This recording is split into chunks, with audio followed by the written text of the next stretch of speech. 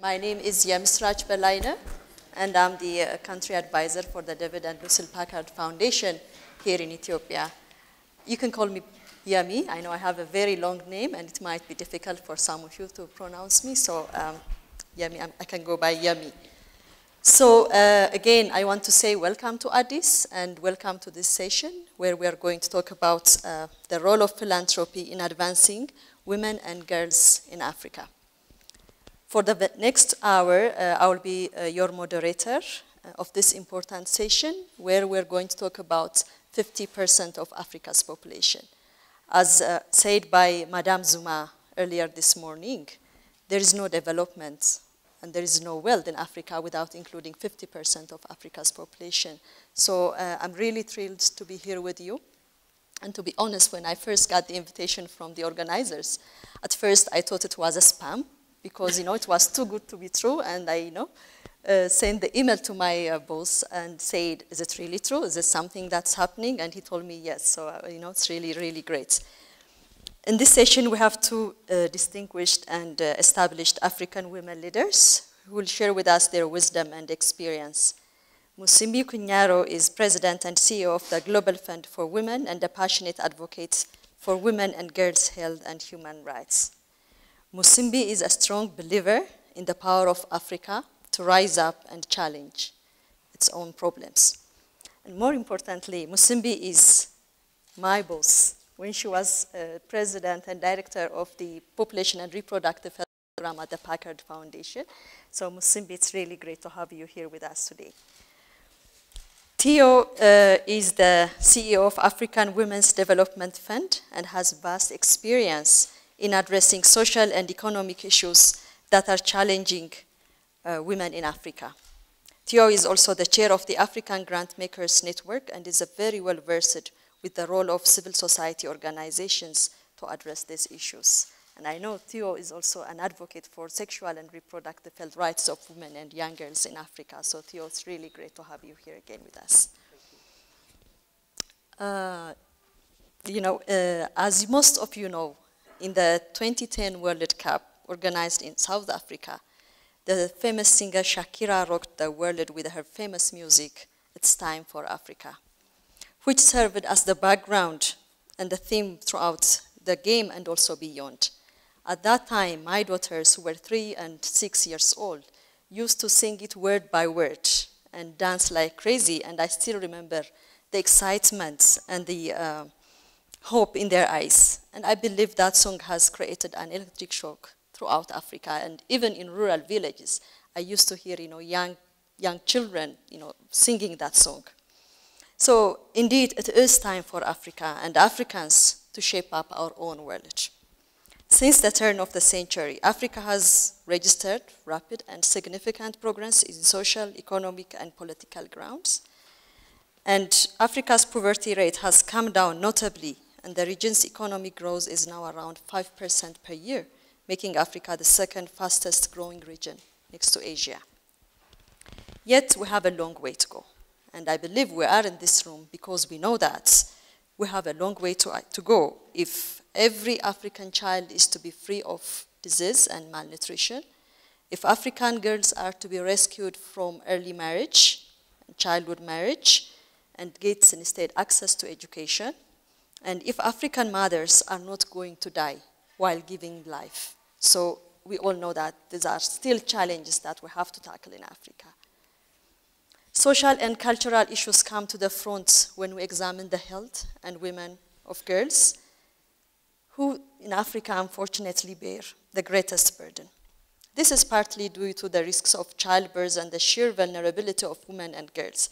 However, it's also about society and the way in which both women and girls are neglected in favor of feeding and looking after the adult male and boys. Although this is a universal fact in most parts of the world, unfortunately the situation in Africa is severe. So we all know that development is a multi-pronged approach, and philanthropy is one of the development tools among several. We also know that from our own experience that it works best in conjunction. And this morning, I was really delighted to hear the minister, the foreign minister of Ethiopia, speak about harmonization, partnership, because at the end of the day, that's what makes it sustainable and important for the country. So my first set of questions to these women leaders is related to this context. And first, Musimbi, I'm coming to you. As a professional who has worked on issues related to women and young girls, what are the opportunities where philanthropy can be or has been an effective tool to discuss the social and economic needs of girls and women in Africa? And from your vast experience, please give us examples of where it had been successful, either in Africa or beyond. Okay. First of all, thank you so much, Yeme, my colleague and friend, for you to moderate this panel. And it's a privilege to be here at the launch of the Africa Philanthropy Forum, specifically for me who works globally and have been doing so in the last 25 years, and mainly in the area of philanthropy in some form or another, where my responsibilities have always brought me back home here on the continent in some form of grant making or working on social agenda. So that question is appropriate. When I look at the progress in the last 25 years, where we can celebrate at least some gains, one area that I think has really made some, what we can say, trackable data, where we have some trackable data, is of course in the area of girls' education, specifically the primary education, much less so tertiary and university education, although there is some progress there. So there are things to celebrate in that area. Right now, I think in the 2015 evaluations of what is to come, when data is given of what has been achieved in the Millennium Development Goals, there are areas we can celebrate in girls' education. But more important has been just the raise of the noticing that women and girls matter, and African women and girls matter. This consciousness that now people are able to put the investing in women and girls in their talk. And let me just keep it to say in their talk, because it doesn't always translate into resources enough that go to address those causes, nor resources that go directly into the women's hands for them to run the kind of programs that they want. Because data shows on and on that very often when people talk about the continent of Africa and the needs, they think a lot more about going to invest in saving individuals and not saving the systems. Deep down investments that require a large amount of money and require systems change and require leadership, as others have referred to, and require really in investing in changing behaviors. This is deep investment. And currently what we see in these areas is a lot of small pilot projects. We have a lot of pilot projects in Africa, more pilots than you want to know and see. And some of them really have no potential to go to scale because at the pilot level, the investments have been large, and then the investments are withdrawn at a certain time, and Africans are expected to let them move to the next stage. And when they don't, then it looks like it's the failure of the continent. But if you're going to begin a pilot, or if one wants to think about scale, I think it has to be thought about right from the beginning, not at the end, right from the beginning. And the other one that I would like to refer to, we live on a continent which has contradictions. In some areas, we look like we are making progress. But in the area of conflicts and how they affect the lives of women, we're not making a lot of progress in these areas. We can see what is happening in the Sudan now, what's happening in Central African Republic, and if you dig not too deep, just on the surface, and you find the effect of violence, gender-based violence on women, from rape to killing to every sort that you can think about, that is also a place where we have lacked progress in the area of protecting women from violence. And until we on this continent can be able to say zero violence on women, we are always going to go in circles. That is a real drawback for us on the continent. I think I'll stop there. Thank you, Musimbi. Definitely, I'll come back to you. Now to you, Theo. As an advocate for women's rights, how do you see the opportunities for philanthropy to make a decisive difference in increasing access and ensuring equity for women and young girls in Africa? And how do we really measure success? Ooh, the measurement question. I think I'll do the access one first. Thank you very much. And I'm very glad to be here. I'm really, really happy that the first two panels of this meeting were about youth and women, because we're all really, really good about talking about the demographic dividend and the importance of women and girls, etc., but actually we're not very good on acting on it. And so I'm really glad that we're prioritizing this, even as we start discussing, before people start falling asleep and not listening any longer. Many of the things that were said in the first panel, I think apply to the discussions we should be having here. In terms of issues of access, equity, and the opportunities for philanthropic action, I think I want to say three things. The first is, many of us here are already involved in philanthropic activity. I think we need to be really clear that we are not walking into a vacuum. There is activity that has been happening on our continent for generations. And Jerry Solole, who's an African brother who's heading up the European Foundation Council, once said that he didn't know of a single successful African who had not benefited from African philanthropy at some point or another in their lives. And I think that if we truly want to make an impact, if we truly want to build on the strengths of our young people, on the experiences of women and of girls, then we go in recognizing what is already there, learning about what's already there, and then building on that. Mm-hmm. I think there's a huge opportunity for philanthropy, but I think there's also a huge danger for philanthropy. And when I look at the moment, like Musimbi, I work both in Africa with the African Women's Development Fund. We focus on African women and African women's organizations and building those organizations because we recognize that with the right resources, African women create incredible change. We see it. We see it in the political sphere, we see it in the economic sphere, we see it in the social sphere. But there's a huge gap. What we also see is that everybody talks about it, but people don't invest. And then when they do invest, they very often invest in ways that actually undermine.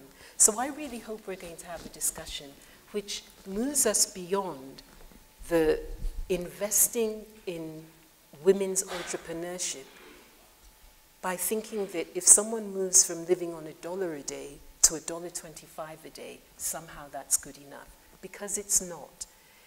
We know that if you increase women's economic power, you see measurable increases in education, in health, not just for those women, not just for their daughters, but for their sons, for their families and their communities. But that means investing in real ways. And so when we talk about entrepreneurship, let's be very clear about what we mean. And let's be very clear about not coming in and investing in such small ways that sometimes we actually endanger women rather than empower them.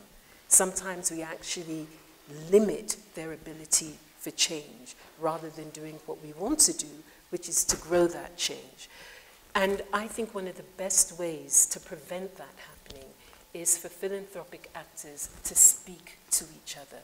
And when you speak to each other and you learn from each other, then there's more likelihood of moving in partnership, as the foreign minister said this morning, with government, with other philanthropic actors, with civil society that's operating in very different ways.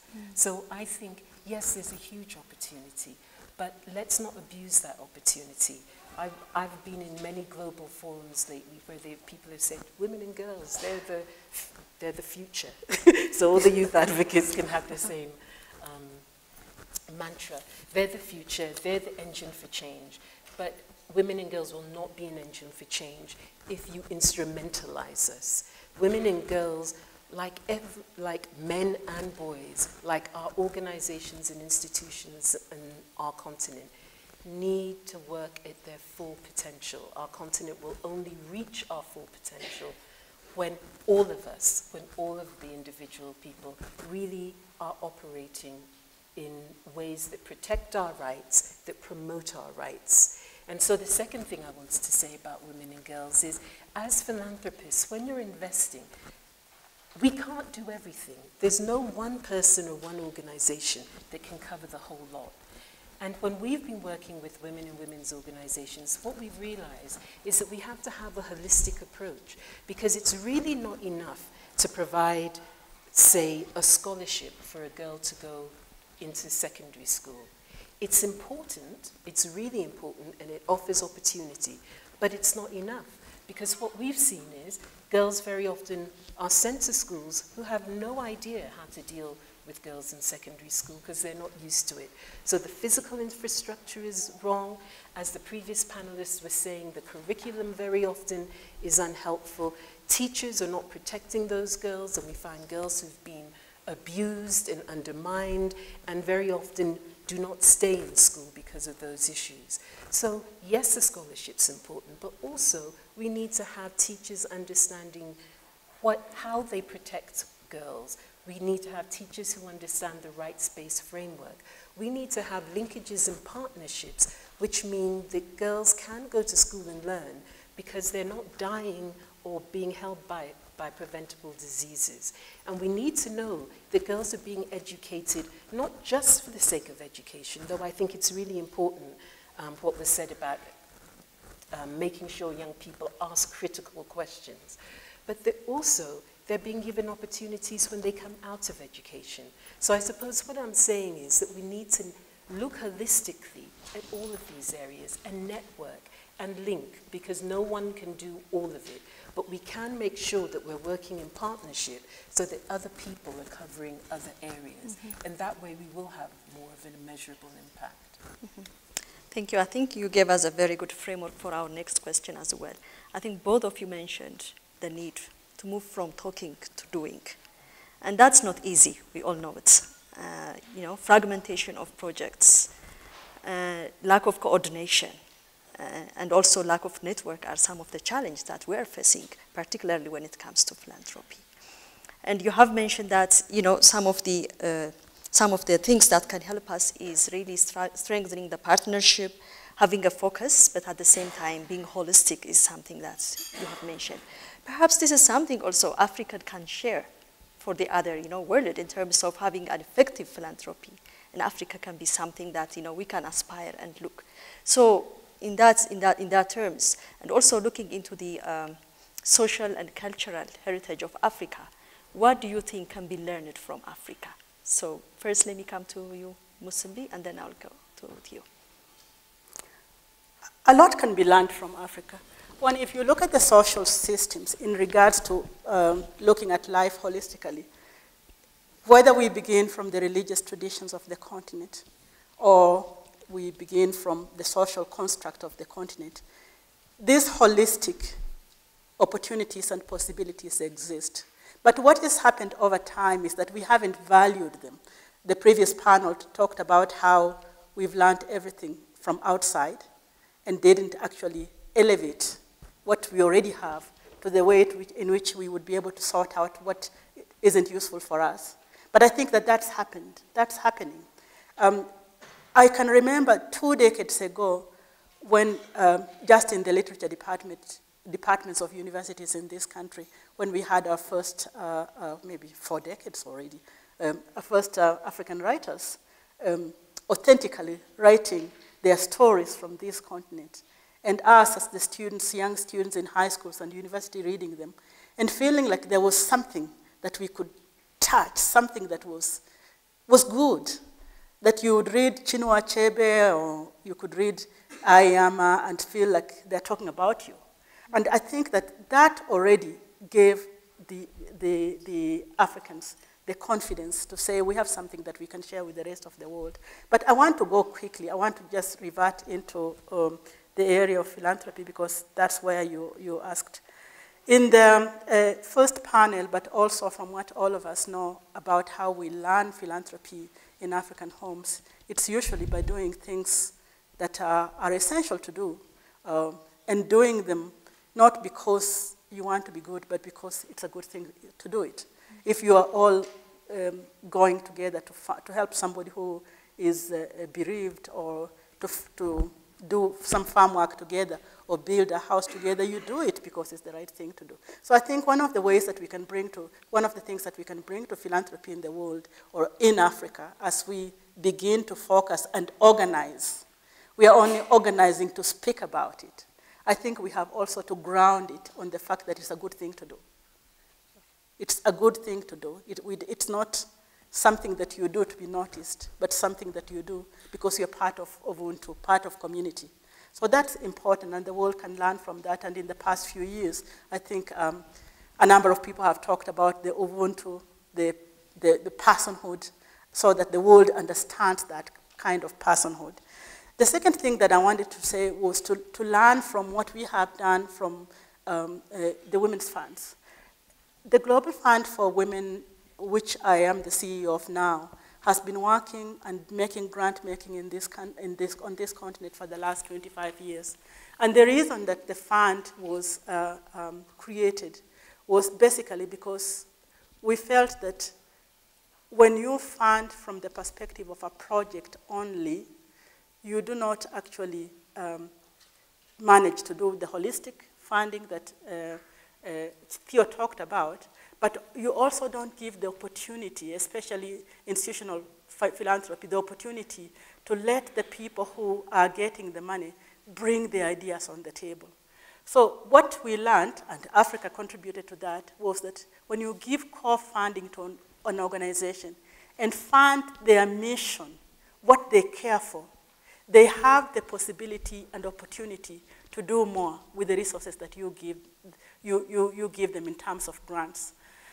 And it can be little resources or a lot of resources. It's not the amount that matters, but how the community is able to leverage that. And Africa, we've made like over 50 million grants on this continent, but it's been the fact that they have done so much more and reached so many people, and specifically in mentoring programs with women, programs that look at policy, programs that look at changes of laws. 25 years ago, only 2 countries had outlawed FGM on this continent. Today, 34 countries have outlawed FGM, and there are still women's organizations that are working to actually make sure that the implementation goes on for a long time. And we funded them to do that kind of advocacy that looks at the policy level, because it goes deeper. It goes deeper than just a project. We look at one of the needs that is really important that we are hearing from the African women on this continent that can go also to be a big lesson. We started to fund a small group of women who are organized under a large umbrella called GROOTS, with a group in Kenya. And at that particular time, it was just to make that connection between women and water. And in 2008, they went to a water conference, came back and saw the needs of women with the researches that they were able to get from that water was what was important. And today, that group has got so many different branches all over the world, but in Kenya in particular, where the particular group that we started to fund has, it has grown to a point where it gets the resources beyond what we could ever give them. And why is the reason, and what can Africa teach the rest of the world? The reason is that they went to the women whose voices had never been heard, the women in the villages, the women that the projects sometimes only count as victims and not as solution givers. They really went to the women in the rural areas and worked with them and listened to them and trusted them. And I think that this is something that we can take in the rest of the world, that it's not education that differentiates whether people have got the wisdom to bring to the table. Some people will have a book education and others will have wisdom and other means of education. And on a continent which has got such high differences in literacy, we have to be able to bring to the rest of the world how you work with communities inclusively and not leave out communities that do not have education as well. Mm-hmm. Thank you, Musimbi. Theo? Okay, that's such a big question. I suppose that in terms of looking at philanthropy on the continent and what the African continent offers the world in philanthropy, there are a couple of things about it. The first is how we mine a very rich tradition of philanthropy, but then how we promote, profile, build on it. Because one of the things that I think is a real misconception is that we don't have active philanthropy on this continent. What we don't have is a way of talking about it. And what we don't have, if you ask me, my personal opinion, is that we're not terribly organized about our philanthropy. But all of us have grown up with it. There's a really excellent book that Becky Moyo, who's here, and Tade Aina wrote not long ago on philanthropy in Africa, Giving to Help, Helping to Give, or the other way around, I can't remember which. Yeah. But I think it's worth everybody reading it because what it does is really pull together some very good pieces on different aspects of philanthropy on this continent. It looks at it in a strongly academic way. It pulls the information together, but it also looks at underlying values, underlying principles, different ways of organizing. And I think that we have a huge amount as a continent to offer to the world because we have been living and acting and building philanthropy for a very long time. One of the things that we do at the African Women's Development Fund actually is to look at this whole area of African resources to help address issues that we as Africa address. And as part of that, with Trust Africa and the Kenyan Community Development Fund, helped found the African Grantmakers Network. One of the real values of that is just about the learning. It's about knowing that working with the Nelson Mandela Children's Fund, you can learn about different ways of building community assets. That working with the Foundation for Community Development in Tanzania, you can learn about different ways of national integrations, collaborations with government, with communities, with individuals. So I think that if we're truly, as Africans, going to build on what we have and make sure that the world understands that this is not something they're bringing to us. Philanthropy is not something to be done to the African continent. It's something where we are going to share our knowledge, share our interactions, and build the strength of philanthropy internationally and globally. And you can see that already being done with individual Africans, many of whom are in this room, who sit on panels and who sit on boards, who actually influence global philanthropic activity, as well as those who are building on and strengthening our own African philanthropic activity. Thank you. I think both of you have brought in a very important concept, which is really building it in our own indigenous knowledge and expertise and culture, but also, women and girls as beneficiary as well as benefactor of philanthropy, because I believe that, in Africa, charity is part and parcel of our, the way we live. And we may not call it philanthropy, but for our mothers, it is part of their day-to-day activity.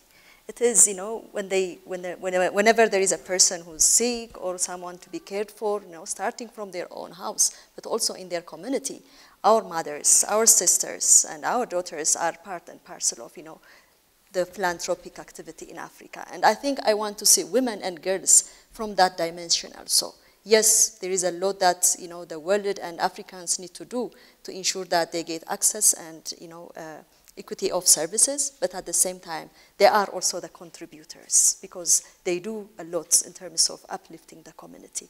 So I just want to, get your perspective.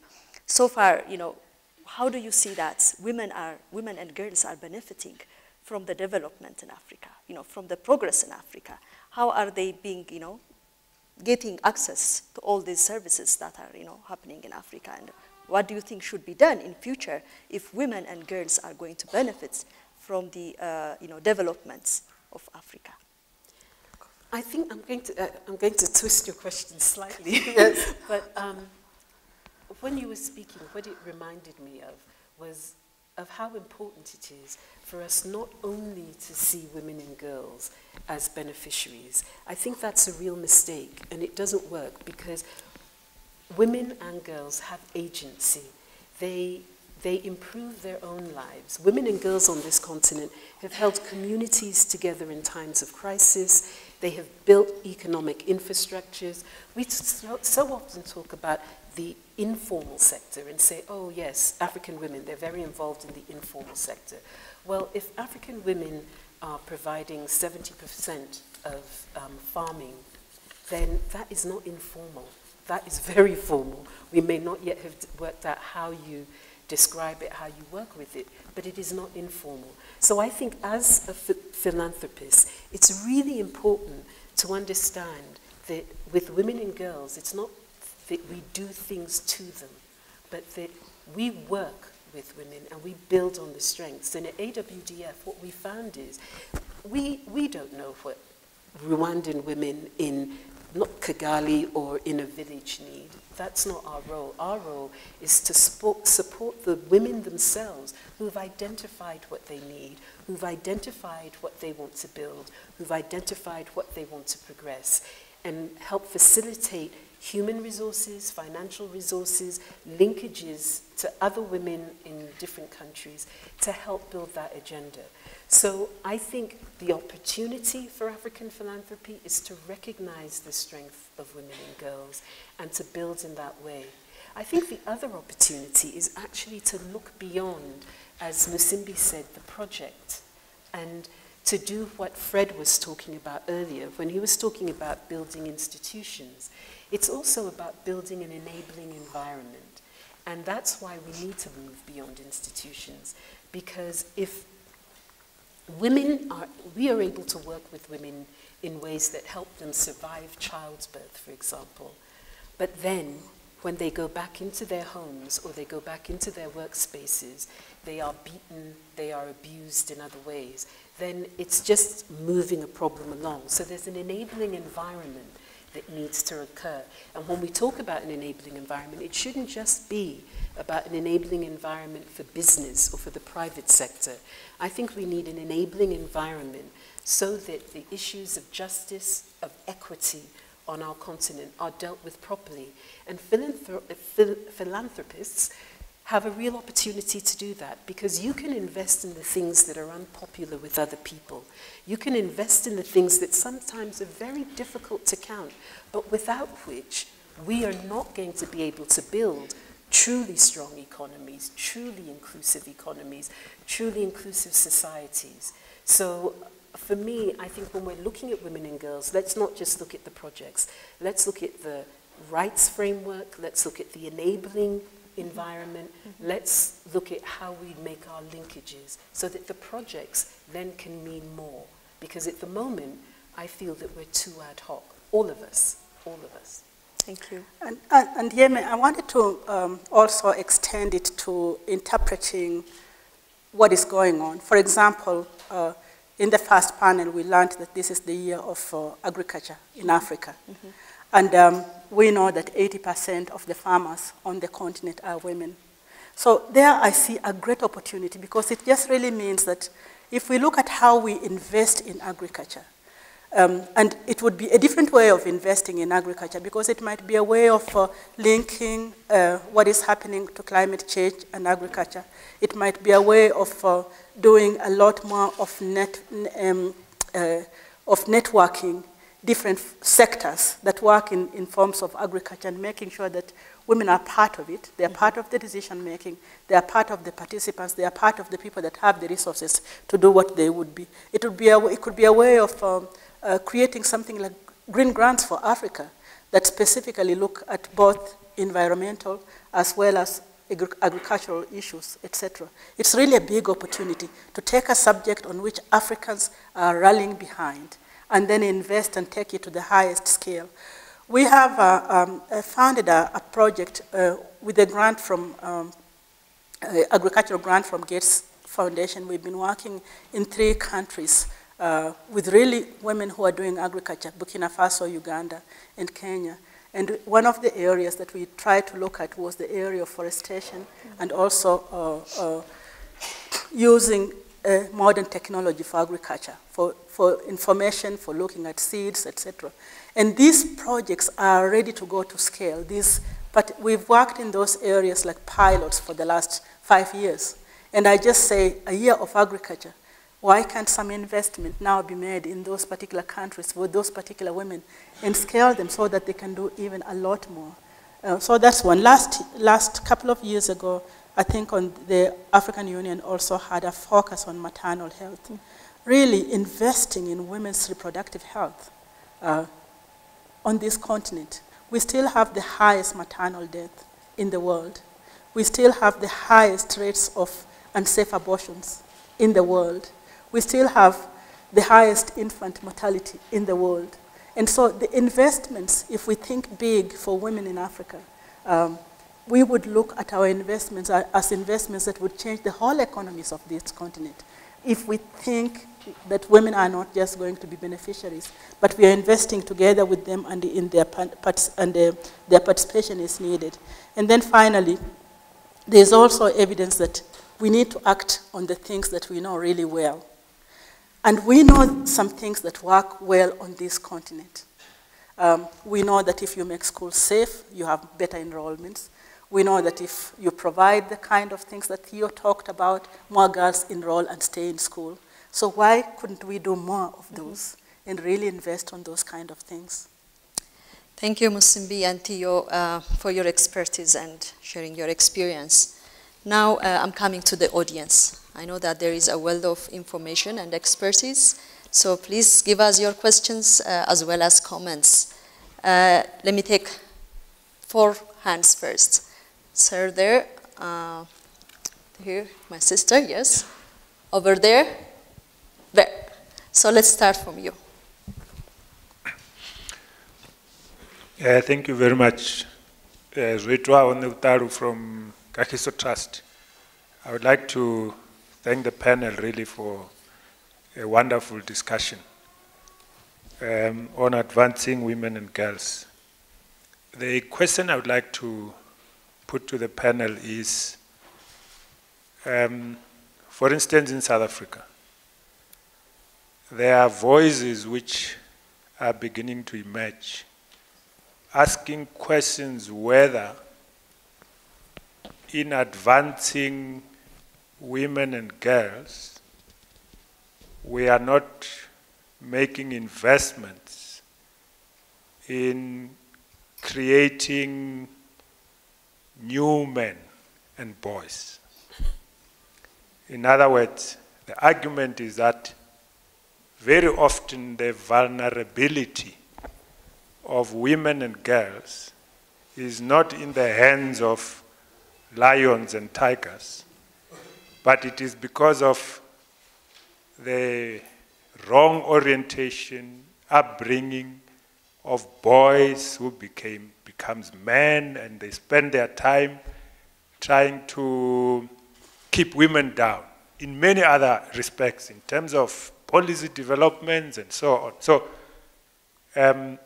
whether the investments that we are making in women and girls could actually double the effect in a way if we also make sure that we are proportionally investing in boys and men, but more changing the kind of boy and the kind of man for our world. If I can share you, for instance, my own experience. When I went to the University of the North, and I was enrolled for a science degree, there was a professor there, well, Professor Johnson he was called, who was teaching Maths 3.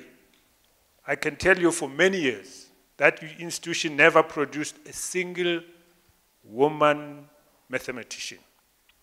Because every year, on the first day of class of Maths 3, he used to say, look around, see 2 or 3 women, and then make a pronouncement.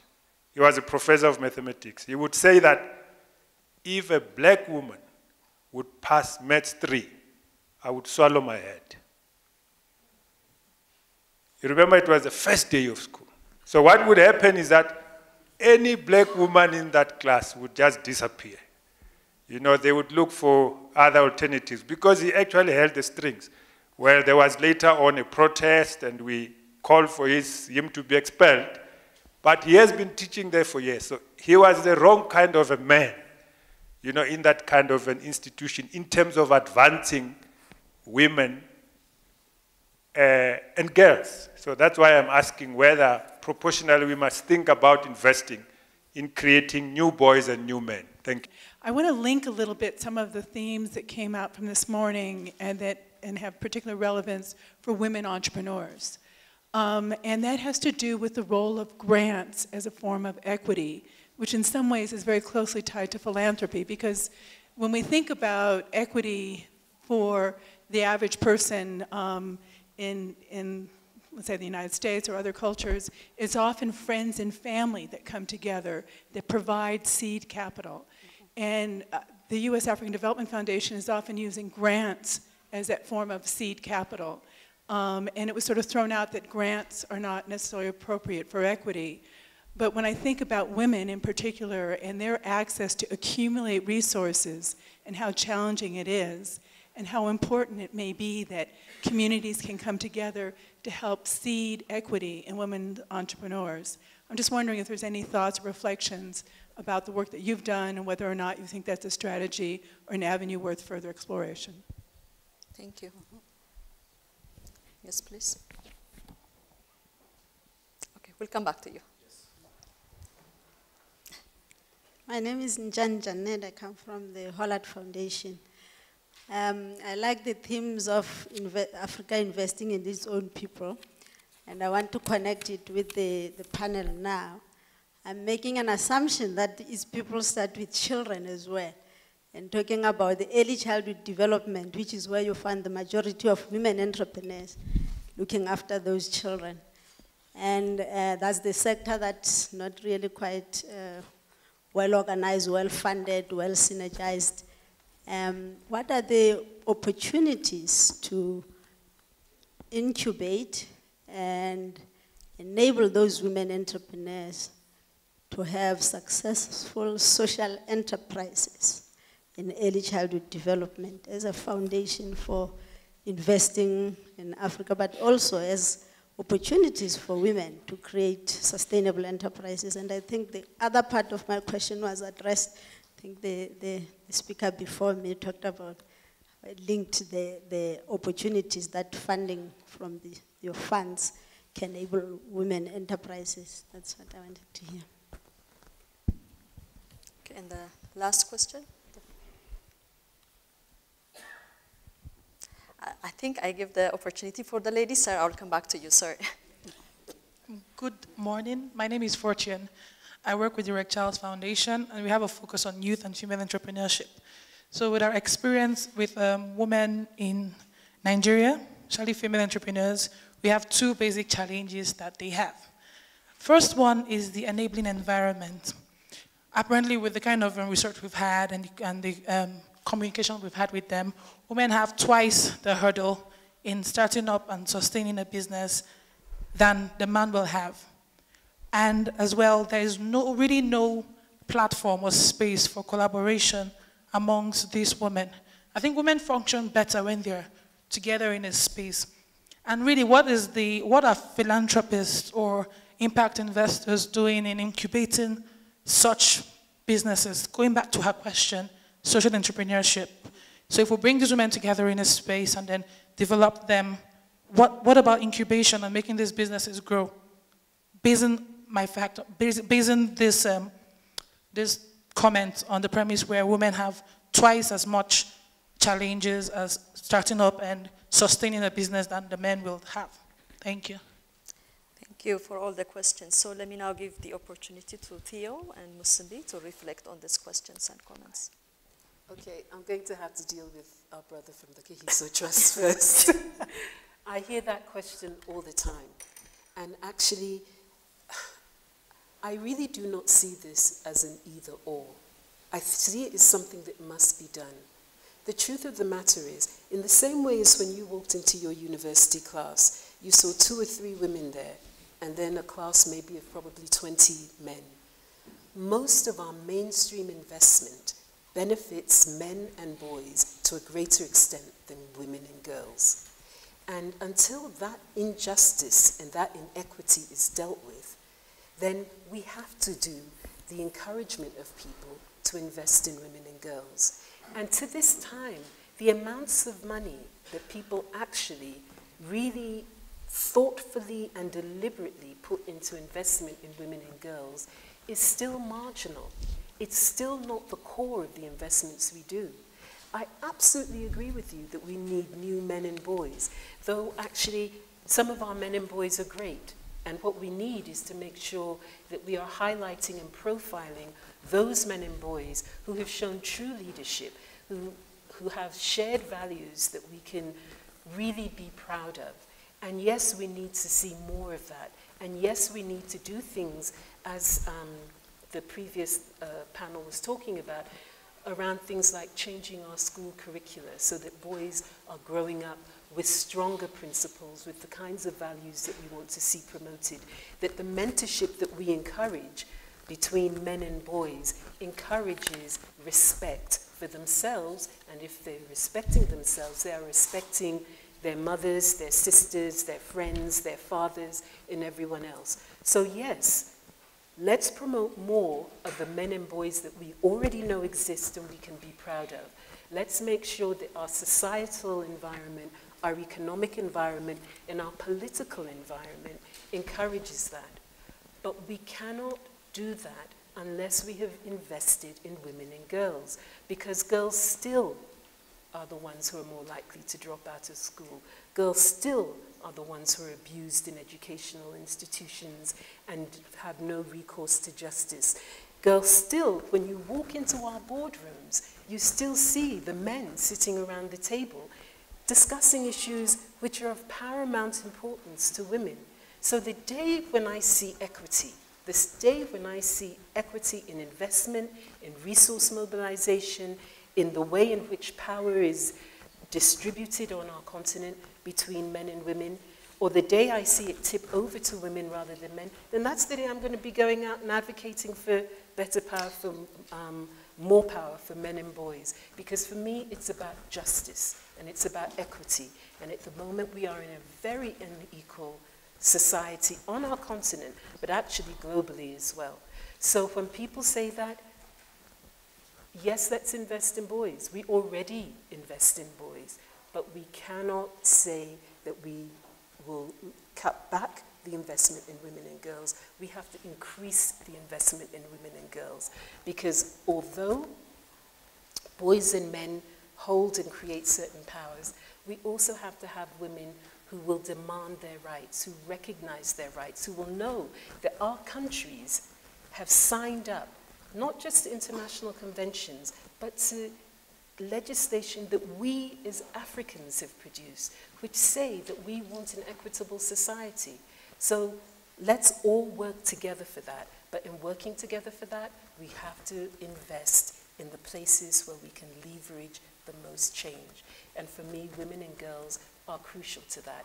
And not just because they make our society stronger or that they can promote our economies, but because as Africans, we all have a right to be treated equitably. We all have a right to claim our continent and to claim all of the rights that our continent has decided that we deserve. So yes, new men and boys, or let's say promote more of the great men and boys that we know, but not at the cost, the further cost of women and girls. So I'll take the next one. And just to conclude on that one, the Ghanaian writer Masio Dioye uses the proverb, a bird cannot fly with one wing. You need both wings. And the reason that we haven't gotten to where we want to be in development is specifically because women and girls are not yet on the same place. So we do need to get to a level. The whole idea is to get to a place where we can fly with both wings, not to leave one gender out. And regarding whether grants can serve as equity, of course, the kind of grants that we do with women's groups can do that, and usually do that. For example, there are many restrictive cultures on our continent that do not allow inheritance. And many of the women that we work with have actually used the grants that we give them to buy land and have it in their own ownership, for example, or invest in certain particular entrepreneurial businesses that end up growing. For example, we invested in a woman in Nigeria through grants in the beginning who began training women mechanics. And I understand, I haven't been able to visit that project, but I understand that it's successful, and all over the country there are some of the mechanics that have been trained through her own business. It's a business now. It's not just it began like, let's bring the people together to mentor each other, but then it became a business. And there are so many of these kind of businesses, whether they are in technology area. We found a lot of people who supply mobile phones to others, etc. So these things can become businesses, and one can use grants for that way. But one can use grants for that way when you are able to work with the partners that you are working with to see if that's where they want to take it. And it is different from a microfinance in some ways, and for various reasons that I don't need to go into. And then there was the question about, I think those three questions were quite related, about whether women's entrepreneurial work, like early childhood education, or women coming together and doing something together, etc., whether this is the only way or the beginning ways in which women can do investments. They have worked for women. They have worked for women, this idea of working collectively first, and then sometimes growing into individual businesses. But even where women work together collectively and are able to save the resources collectively using the kind of opportunities that banks make available to them, we see that in many countries, that they are successful entrepreneurs because they are able to sort out what is theirs and what belongs to the communities. What we are discouraging is simply funding women to do community things only, and then they go home and they're hungry, and they can't take their kids to school, etc. So I think we have to be able to look at how are they making, what is changes happening to them individually at the family level, etc. Not only at the community level, at the thing which increases work for them. We all know on this continent, it's said that women in Africa use per day 200 million hours just fetching water. That means 40 billion hours a year just going to the river and bring water. So what does that mean? Where do we have the time to go to school, to learn languages, to learn science, etc.? But we do it anyway because of the resilience. So every other help that can be available to women to make the work lighter means that they can be able to do things more. And finally, I wanted to say, I forgot when Yemi asked what we could learn from Africa. I'm from East Africa, but I have always admired the entrepreneurship of market women in West Africa. I go to Hong Kong, I find them there. I go to China, I find them there in big deal elsewhere. And over the time lifespan that they have been there, I don't know why we don't take that as one of the examples of successful business entrepreneurship on this continent that has its origins in the women of Africa. Because those are strong women. They are women who know how to make profit. They are business women. Why do we just even call them market women only? They're business women. And that, I think, is a big contribution that even though it has been studied quite a lot, we're not calling upon it as one of our own contribution to women's entrepreneurship and women's business abilities. Thank you, Musimbi. Unfortunately, we're about to close the session when the discussion is getting hot. I hope that, this discussion will continue in the coming, day tomorrow and this afternoon as well, because women and girls are a cross-cutting issue. Whatever we talk about, we really cannot avoid addressing this important issue of reaching and empowering women and girls in Africa. So that's my hope that we'll have more discussion in the days to come.